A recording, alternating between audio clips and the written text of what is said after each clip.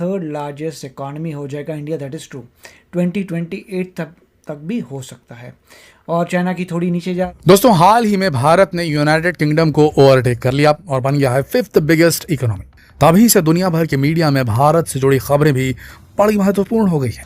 एक ऐसी इकोनॉमी जिसने शुरुआत की थी जीरो से, और आज वो इकोनॉमी ग्लोबल इन्फ्लेशन, दुनिया भर में जो महंगाई फैली है, उस समय पर भी ग्रो कर रही है। इस तरह से बढ़ते हुए भारत को देखकर तो यही लगता है कि 2030 तक भारत सुपर पावर बन जाएगा और जापान को ओवरटेक करते हुए भारत की इकोनॉमी तीसरे नंबर पर आकर खड़ी हो जाएगी।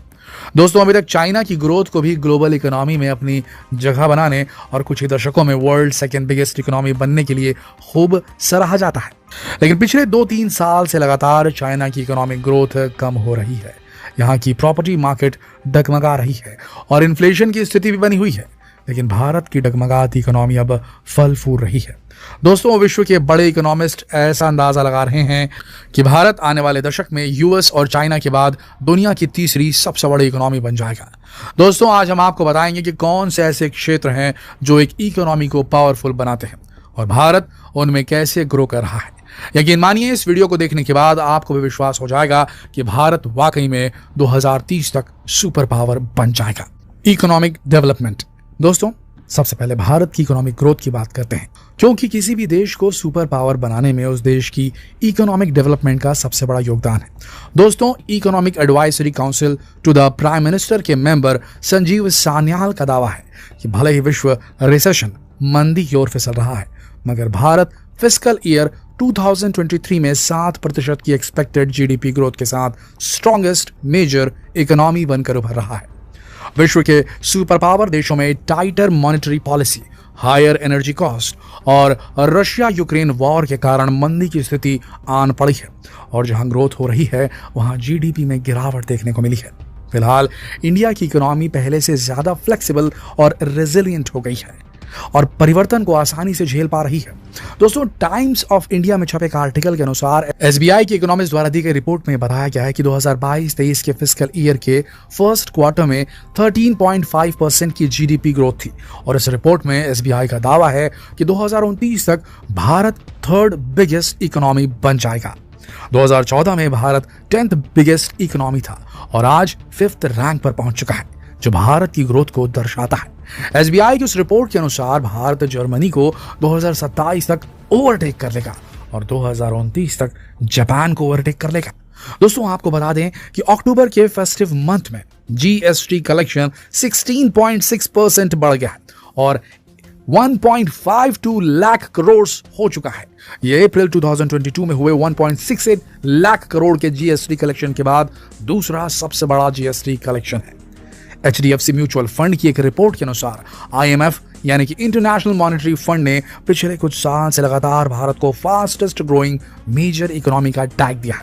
इसके अलावा कई मल्टीलेटरल एजेंसीज ने भी इंडिया को पिछले कुछ साल में सबसे तेजी से बढ़ने वाली इकोनॉमी माना है। जैसे अक्टूबर में मॉर्गन स्टैनली ने अपनी एक रिपोर्ट में 2022-23 में फास्टेस्ट ग्रोइंग एशियन इकोनॉमी बताया है भारत को। इस रिपोर्ट के अनुसार भारत एशियन ग्रोथ में 28% और ग्लोबल ग्रोथ में 22% कंट्रीब्यूट कर रहा है। साथ ही भारत में वर्किंग एज पॉपुलेशन बढ़ने का भी दावा किया जा रहा है। इंफ्रास्ट्रक्चर। दोस्तों, ये चर्चा तो आजकल न्यूज में आप भी खूब सुन रहे होंगे कि भारत में 2030 तक बुलेट ट्रेन आम हो जाएंगे और ये बात सच भी है। बुलेट ट्रेन का फर्स्ट फेज 2026 में पूरा हो जाएगा, ऐसी आशंकाएं जताई जा रही हैं। लैंड एक्विजिशन बुलेट ट्रेन के मामले में सबसे बड़ी अड़चन बनकर सामने आया है, लेकिन अब कहा जा रहा है कि 92% 92% लैंड अक्वायर हो चुकी है और ज्यादातर रेलवे कॉरिडोर्स भी अप्रूव हो चुके हैं। साथ ही ये भी एक्सपेक्ट किया जा रहा है भारत में 2030 तक मेट्रो लाइंस भी देश के हर एक कोने को आपस में कनेक्ट कर पाएंगे। दोस्तों, रोड इंफ्रास्ट्रक्चर भी अभी तक बहुत ज्यादा इंप्रूव तो नहीं हो पाया, लेकिन पहले के मुकाबले इसमें तेजी देखने को मिल रही है। ऐसा अनुमान है कि भारत में 2025 तक हाईवे कंस्ट्रक्शन में 133% की रिकॉर्ड ग्रोथ देखने को मिलेगी। भारत सरकार का भारत माला प्रोजेक्ट रोड्स, हाईवेज, एक्सप्रेसवेज का मजबूत नेटवर्क बनाने में पॉजिटिव ग्रोथ शो हो रही है। 2025 तक लगभग 26 ग्रीन एक्सप्रेसवे बनाने का केंद्रीय सरकार का उद्देश्य है। साथ ही भारत सरकार का उद्देश्य कंस्ट्रक्शन को 60 किलोमीटर पर डे तक पहुंचाना है। और फिलहाल भारत में ऑलरेडी 30 किलोमीटर पर डे का रोड कंस्ट्रक्शन हो ही रहा है। नितिन गडकरी जी के अनुसार 2025 तक भारत का 2 लाख किलोमीटर तक का नेशनल हाईवे नेटवर्क पूरा हो जाएगा। स्मॉल बिजनेसेस, ये भी एक बड़ा एस्पेक्ट है दोस्तों। किसी देश में स्मॉल बिजनेसेस में बढ़ोतरी भी उस देश की तरक्की और सिटीजन्स के माइंडसेट की ओर इशारा करती है। अब भारत के युवा दूसरे देशों में अवसर खोजने के बजाय देश में व्यापार करने लगे हैं। इस ग्रोथ को दर्शाने में सबसे ज्यादा योगदान स्मॉल बिजनेसेस का ही है दोस्तों। चाइना में फिलहाल 3.5 करोड़ स्मॉल बिजनेसेस हैं और भारत में उससे दोगुने। जी हाँ, भारत में इस समय 7 करोड़ स्मॉल बिजनेसेस हैं जिनका कंट्रीब्यूशन भारत के जीडीपी में पहले से ज्यादा देखा गया। अभी तक भी स्मॉल बिजनेस का कंट्रीब्यूशन चाइना का जीडीपी में भारत से ज्यादा है, लेकिन आने वाले समय में भारत की जीडीपी में भी स्मॉल बिजनेसेस का कंट्रीब्यूशन बढ़ने की 100% उम्मीद है। इसका भी एक कारण है दोस्तों। विश्व के इकोनॉमिस्ट के अनुसार भारत अभी अपनी इमर्जिंग फेस में है। शुरुआत में प्रॉफिट होने और बिजनेस एक्सपैंड होने के चांसेस बहुत कम होते हैं, मगर आने वाले कुछ सालों में भारत के स्मॉल बिजनेसेस अपने डेवलपमेंट फेज में आ जाएंगे और भारत की जीडीपी में सडन ग्रोथ देखने को मिलेगी। दोस्तों, व्यापार के मामले में भारत के बड़े बिजनेसेस ने वैश्वीकरण लेवल पर बड़ी उपलब्धि दर्ज की है। सारी दुनिया का ध्यान भारत की तरफ खींचा है।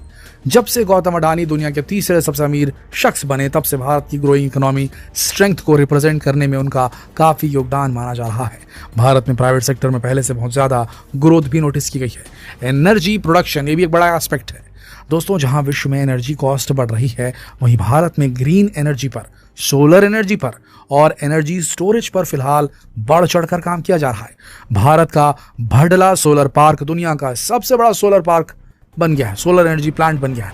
अडानी ग्रुप ने भारत में ग्रीन एनर्जी को बढ़ावा देने का जिम्मा अपने सर लिया है और हाल ही में गवर्नमेंट ने अपने डेयर टू ड्रीम 3.0 नाम के कॉन्टेस्ट में भी एनर्जी स्टोरेज के इनोवेटिव आइडिया में पैसा लगाने का निर्णय लिया है। भारत की कंपनी सोडियम आयन बैटरीज बनाने पर काम कर रही है और अनुमान लगाया जा रहा है कि आने वाले समय में दुनिया के सबसे अमीर आदमी एलॉन मस्क के इलेक्ट्रिक व्हीकल्स में लिथियम आयन बैटरीज की जगह सोडियम आयन बैटरीज देखने को मिल सकती है।